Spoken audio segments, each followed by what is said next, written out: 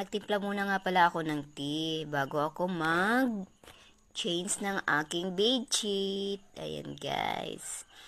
Kasi 2 weeks na yatang hindi ako nag-change. So, kailangan na talaga guys kasi yung bed natin, yan ang pinapahingaan natin, yan ang hinihigaan natin araw-araw.